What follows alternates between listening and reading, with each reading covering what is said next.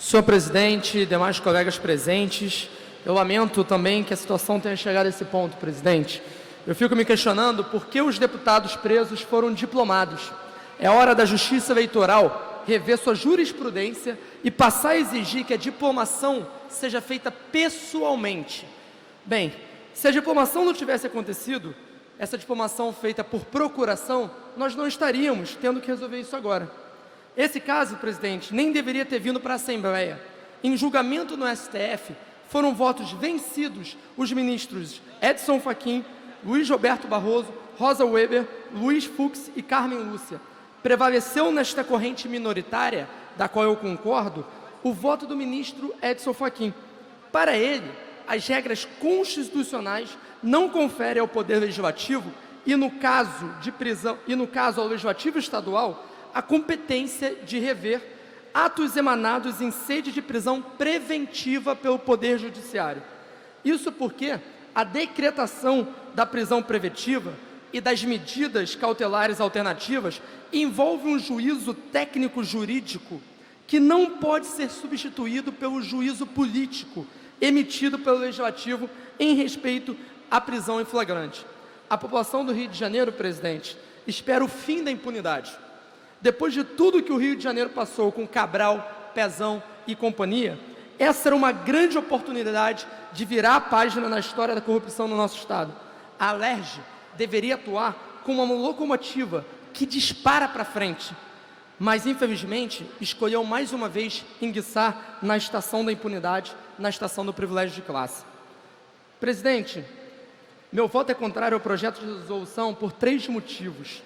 O primeiro motivo é que os fatos apurados na Operação Furna da Onça e que foram objeto de denúncia em desfavor dos deputados demonstram que o esquema de corrupção foi desenvolvido notadamente em decorrência dos cargos que ocupavam.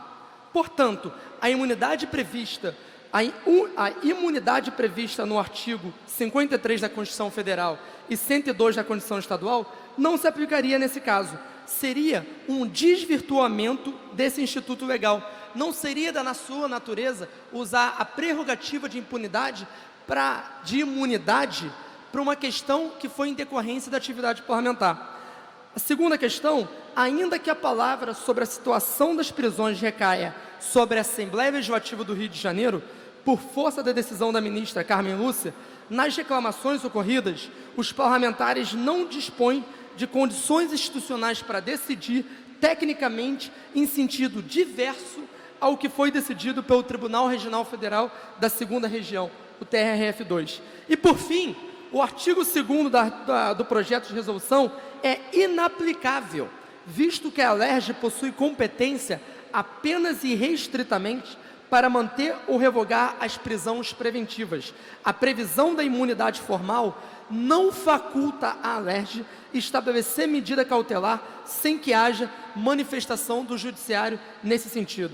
A Operação Furna da Onça investigava, presidente, o esquema de corrupção envolvendo a troca de apoio entre o Executivo e o Legislativo Estadual. A prática não era novidade e refletia o modus operandi do mensalão, pagamentos indevidos mensais feitos por doleiros aos parlamentares para que garantisse o sucesso das votações de interesse do Executivo. Seguem exemplos: aprovação das contas de Sérgio Cabral e Pezão, revogação da previsão do presidente Jorge Pisciani, Edson Abertassi e Paulo Melo, omissão em procedimentos no Conselho de Ética e tantos outros, além de acusações de recebimentos de propina mensal. E além da propina, segundo os relatos, a Operação Furna da Onça revelou que parte da troca de apoio se daria por meio de loteamento de cargos, sobretudo no Detran. Em troca do apoio, os parlamentares poderiam nomear ou indicar a contratação de pessoas para trabalhar nas prestadores de serviço do Estado. São questões gravíssimas que precisam ser apuradas e nós deveríamos seguir o parecer técnico dos desembargadores nesse caso. Ao meu ver, a grande questão é: casos de corrupção sofisticados e sistemáticos que somente ocorreram por conta da função pública que os agentes ocupavam podem ser exceção à prerrogativa da imunidade formal dos parlamentares? A meu ver, a resposta é positiva. E em razão de todas as peculiaridades relativas à Operação Furna da Onça, a decisão do STF por apertada maioria, 6-5, não seria aplicada no caso e a prisão preventiva deveria ser mantida. Sobre esse aspecto, vale trazer considerações do ministro Luiz Roberto Barroso, vencido nesse caso, no qual ele, de maneira muito clara, elucidou no final do seu voto que, portanto, onde haja interpretações passíveis e razoáveis, o intérprete deve sim escolher aquela que melhor realiza o interesse público, que melhor realiza o interesse da sociedade.